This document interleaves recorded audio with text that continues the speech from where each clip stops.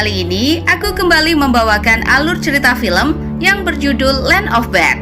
Film ini dirilis pada 16 Februari lalu tahun ini. Seperti biasa, daripada penasaran, yuk kita langsung aja ke alur ceritanya.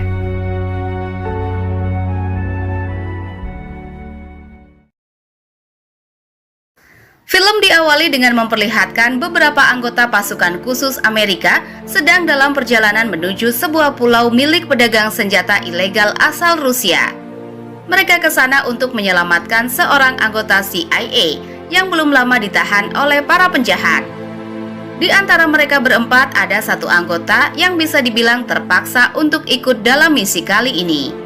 Ia bernama Kaini dan dia seorang anggota G-Tech, yang artinya seseorang yang memiliki kemampuan mengarahkan berbagai bantuan udara saat di medan tempur. Simpelnya, kalau drone ataupun jet tempur mau menembak sasaran harus melalui instruksinya. Sebelum mereka terjun, salah satu anggota bernama Bishop bilang kalau misi kali ini akan berada di level yang berbeda.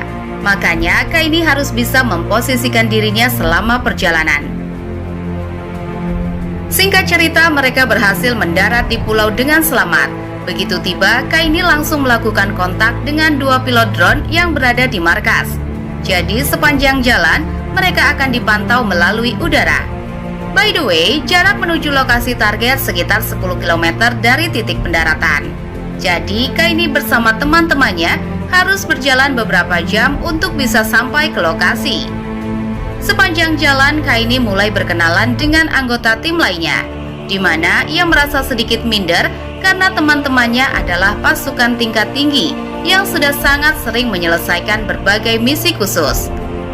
Setelah berjalan beberapa lama, tak terasa mereka berhasil tiba di pinggir markas musuh. Terlihat ada banyak penjaga bersenjatakan lengkap. Di lain sisi, misi ini fokus untuk menyelamatkan Sandra dan bukan untuk membunuh siapapun kecuali terpaksa. Makanya, Sugar sebagai pemimpin tim mengarahkan mereka semua untuk mulai berpencar demi menganalisis pergerakan musuh dalam beberapa waktu ke depan. Tak lama kemudian, sang bandar senjata pemilik dari pulau itu pun muncul. Terlihat ia sedang bersantai bersama istri dan anaknya. Berselang beberapa menit kemudian, beberapa pasukan bersenjata juga datang ke lokasi. Setelah diidentifikasi, ternyata itu adalah salah satu teroris paling dicari-cari pemerintah dunia, bernama Hashimi. Nampaknya mereka sedang melakukan transaksi besar-besaran, dan di tengah perbincangan, tiba-tiba kendali pulau langsung diambil alih oleh para teroris. Keluarga sang bandar senjata bahkan langsung dibunuh satu persatu. Mereka semua sangat terkejut, termasuk dua orang operator drone yang ikut menyaksikan pembantaian dari layar monitornya. Ketika anak si bandar senjata itu akan mereka bunuh, Sugar bersama teman-temannya memilih untuk melancarkan serangan. Dimulai dari Bishop menggunakan sebuah sniper dan disusul serangan udara dari drone untuk menutupi asal suara tembakan mereka. Syukur anak kecil tadi berhasil kabur, tapi sayangnya masalah belum selesai, karena Kaini berada di posisi yang kurang menguntungkan. Di mana tepat di bawah bangunan ia bersembunyi, terdapat pintu menuju gua yang menjadi markas dari para teroris. Makanya begitu ketahuan, tak ada jalan lain selain memberikan perlawanan. Ketika posisi mereka terbongkar, aksi saling tembak pun tak terhindarkan.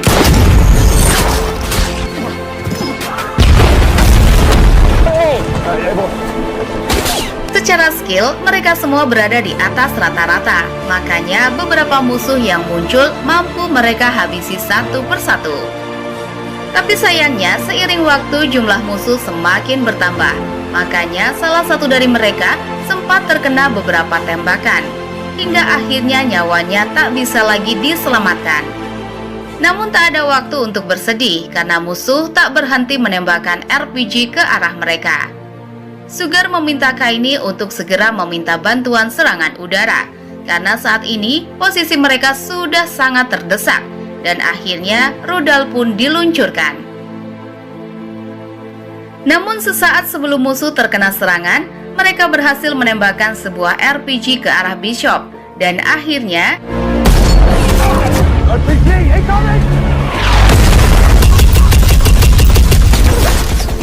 Kaini tak mampu untuk menyelamatkan teman-temannya karena ia juga tak berhenti ditembaki musuh yang terus saja berdatangan. Saat proses kabur, ia bahkan sempat terpeleset dari tepi tebing. Hingga akhirnya ketika ia berhasil menjauh dari posisi musuh, dirinya langsung berusaha berkomunikasi dengan kedua operator drone yang berada di pusat. By the way, kita kenalan dulu sama kedua operator ini. Yang satunya bernama Kapten Russell dan asistennya bernama Chica. Terlihat Russell cukup panik setelah mengetahui kondisi Kaini yang baru saja habis digempur berbagai serangan. Dengan sigap ia langsung mengaturkannya rencana evakuasi. Ia juga sempat menasihati Kaini yang terlihat masih tak percaya kalau dirinya kini tersisa seorang diri. Belum lama jalan, Kaini harus kembali berpapasan dengan beberapa musuhnya. Kapten Russell melalui radio memberikan informasi terkait pergerakan musuh yang hanya berjarak beberapa meter dari posisi persembunyian Kaini. Untung saja mereka hanyalah beberapa anggota teroris yang sedang bertugas melakukan ekspedisi barang. Namun di tengah persembunyian, salah satu anjing penjaga berhasil mengetahui posisi Kaini dan akhirnya untung saja teroris tadi tidak curiga dengan perilaku anjingnya. By the way, titik lokasi penjemputan Kaini berjarak 2 km dari lokasinya saat ini. Dan tak terasa hari mulai gelap. Sepanjang jalan menuju lokasi penjemputan, Russell dan Kaini mulai saling berkenalan. Kebetulan mereka berdua berasal dari satu kota yang sama. Di dalam percakapan ini sebenarnya film mulai memperkenalkan secara detail sosok Russell yang sudah sangat senior di dunia angkatan udara. Ia bahkan sudah sering menolak berbagai promosi karena jika jadi petinggi militer, dirinya tidak bisa dapat bonus tambahan. Apalagi dia sangat butuh uang untuk membiayai 8 orang anaknya.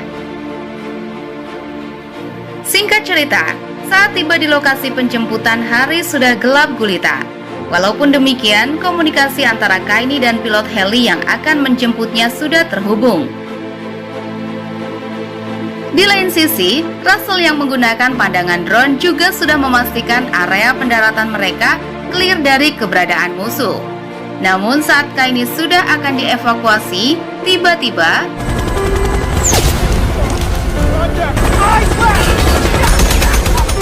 syukur tembakan tadi berhasil ditepis oleh pakaian anti pelurunya. Entah bagaimana bisa, namun posisi Kaini sudah terbongkar. Helikopter yang akan melakukan evakuasi menjadi target empuk bagi para musuh. Dan karena tak sanggup menerima berbagai serangan, pilot helikopter memilih untuk menunda proses evakuasi. Masalahnya saat ini Kaini hanya seorang diri. Russell mencoba memberikan bantuan serangan udara. Namun rudal pada drone hanya tersisa untuk sekali serangan.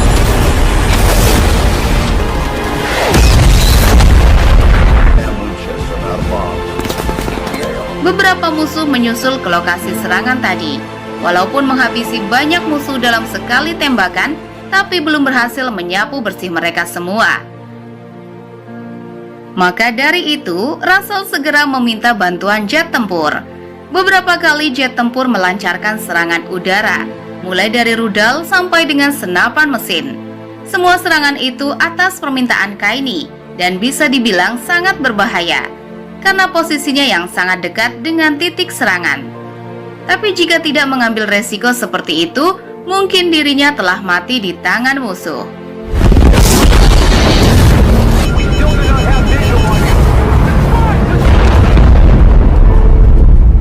Begitu situasi telah aman, Kaini kembali diarahkan ke lokasi penjemputan yang baru. Walaupun jaraknya tak terlalu jauh, namun posisinya berada jauh di atas bukit. Setelah beristirahat sejenak, hari mulai terang dan Kaini melanjutkan perjalanan. Sayangnya di tengah jalan tiba-tiba ia tak sengaja jatuh dari sebuah lereng. Dirinya tak terluka, namun masalahnya senjata utamanya tadi sempat terjatuh. Dan situasi semakin memburuk ketika Chika memberitahu kalau dari pantauan udara terlihat 3 orang musuh sedang mendekati posisinya. Kini satu-satunya senjata yang Kaini miliki adalah sebuah pistol. Playboy, we have 3 hostiles heading your way.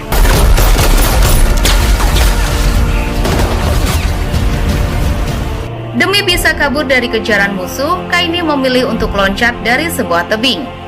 Ia bahkan mencoba bersembunyi di balik sebuah air terjun. Dan begitu musuh sudah pergi, barulah ia naik ke permukaan. Tapi sayangnya, strateginya itu terlalu mudah ditebak oleh musuh. Alhasil, ia pun tertangkap dan langsung disekap di salah satu rumah milik para teroris.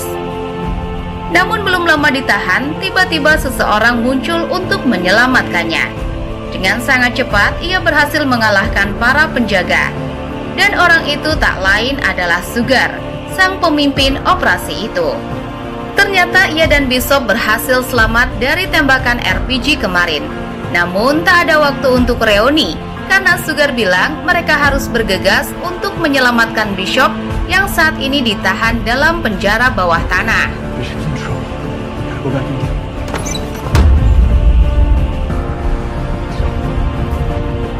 Di lain sisi, sejak Kaini ditangkap oleh para teroris, Russell tak berhenti mencari keberadaannya.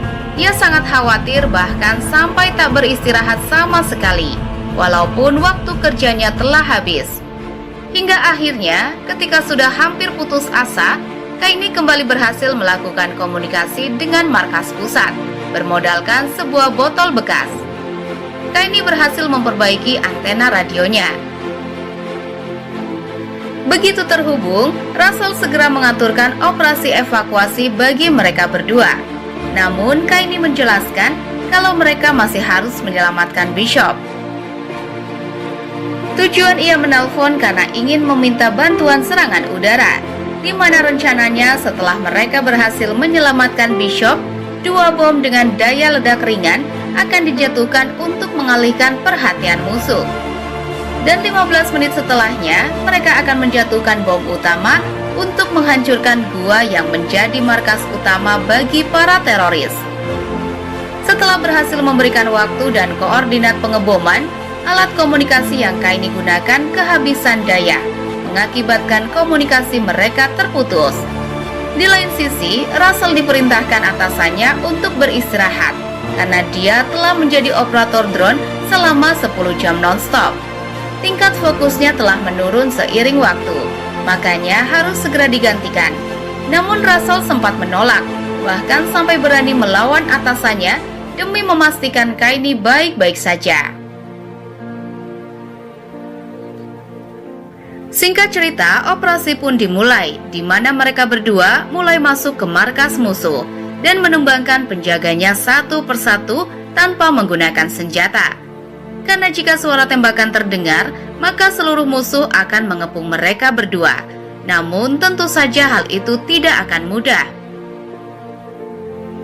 Sugar maupun Kaini sempat bertarung mati-matian demi bisa mengalahkan 2 musuh yang berada di dalam rumah.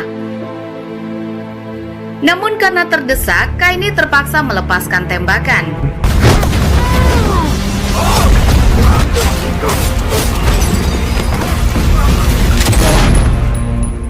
Dari sana situasi semakin rumit, di mana musuh terus bermunculan dari arah yang tak mereka duga. Makanya Sugar sempat terkena tembakan. Kaini berusaha melindungi seniornya. Tapi dirinya juga harus bertahan dari serangan dadakan. Hampir saja dirinya mati saat adu jotos dengan musuhnya. Untung saja Sugar walaupun terluka masih mampu melindunginya dari belakang. Namun tiba-tiba musuh melemparkan sebuah granat yang posisinya tak mungkin lagi mereka bisa hindari.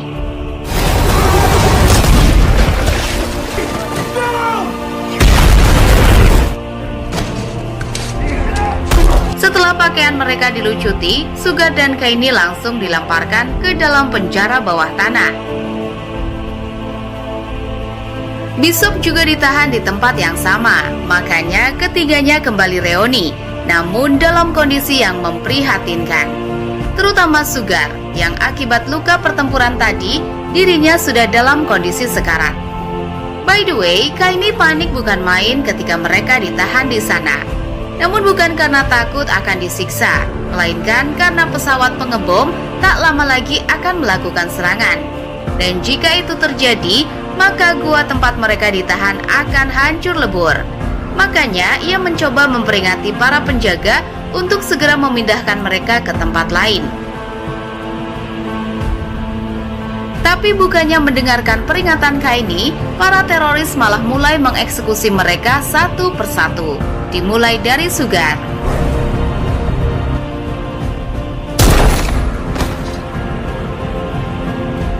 Selanjutnya giliran Kaini yang akan dieksekusi. Tapi sebelum itu, para teroris melakukan interogasi terlebih dahulu, di mana mereka menyadari kalau sebuah pesawat tempur tak berhenti melintas di atas pulau, dan curiga kalau masih ada tim lain yang tersisa. Sang pimpinan teroris si Hashimi kemudian tak berhenti menyiksa Kaini demi mendapatkan informasi yang diinginkan.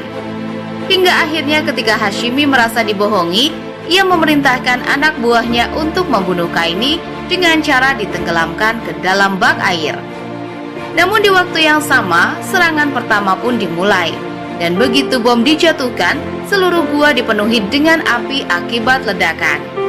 Untung saja Kaini berada dalam air dan membuatnya berhasil selamat. 2,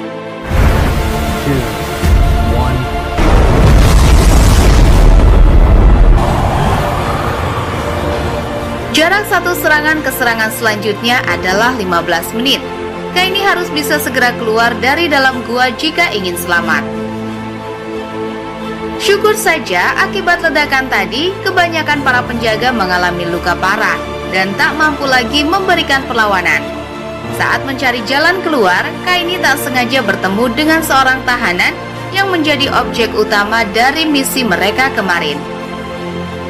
Dan tentu sebelum keluar dari sana, Kaini juga tak mungkin meninggalkan Bishop. Ia pun mencoba kembali ke ruangan tempat tadi ia ditahan.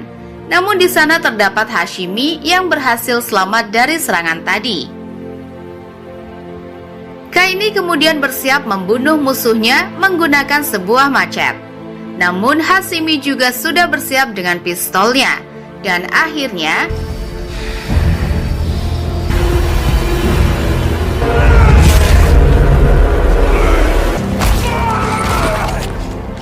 Kaini membantai Hashimi tanpa ampun. Dari sana, ia kemudian membebaskan Bishop dan tersisa 5 menit sebelum bom selanjutnya dijatuhkan. Dengan waktu segitu, mereka tak akan berhasil keluar dari dalam gua. Makanya, menggunakan ponsel satelit yang ia curi dari Hashimi, Kaini berusaha menghubungi markas tempat Russell bertugas.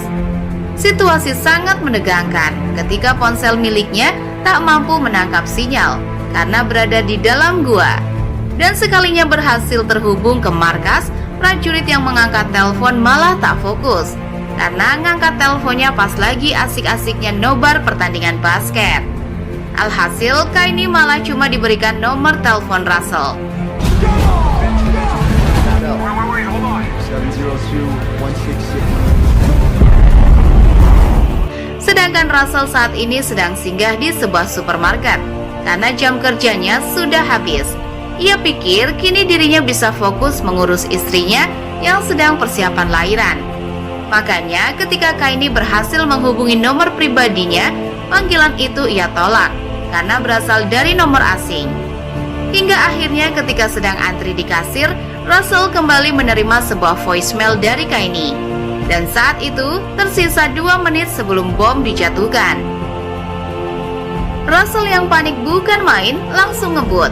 Saat di tengah jalan, ia coba minta bantuan ke teman-temannya yang berada di markas pusat. Tapi teleponnya tak kunjung diangkat. Di lain sisi, Kaini bersama teman-temannya berhasil menemukan jalan keluar dari gua. Namun di hadapan mereka pesawat tempur sudah akan menjatuhkan bomnya. Dan tiba-tiba We have visual 5. Bomb 01, abort! You come! temannya yang mengendalikan drone tadi sempat heran dengan sikap Russell yang merebut paksa radio miliknya. Sampai ia sadar kalau mereka hampir saja membunuh pasukan yang sedang berjuang di lapangan. Sebagai rasa terima kasih, Kaini sempat melambaikan tangannya ke langit, sadar kalau Russell saat ini sedang memantaunya dari monitor. Playboy.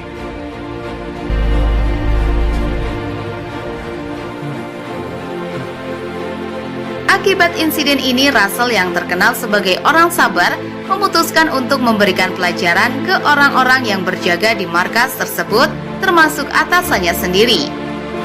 Bagaimana ia tak emosi? Beberapa prajurit sedang mengorbankan nyawanya demi negara, sedangkan mereka semua malah asyik nonton TV. Our job is communication. Get back on with the fucking job. Take that out of my active duty, Mrs. Carter. Kaini dan teman-temannya berhasil dievakuasi dari pulau terkutuk itu. Walaupun tak dipungkiri, kedua teman mereka harus tewas dalam misi kali ini. Bishop yang tadinya meremehkan kemampuan Kaini, kini hanya bisa memandangnya dengan bangga. Di lain sisi, kesuksesan misi ini juga tak luput dari kinerja Russell yang luar biasa. Dan sikapnya itulah yang membuat Chica selalu menganggapnya sebagai mentor yang luar biasa. Makanya malam itu sebelum pulang ke rumah, ia meminta kesediaan Russell untuk jadi sosok pendamping wanita di acara pernikahannya minggu depan. Dan dengan begitu, film pun tamat.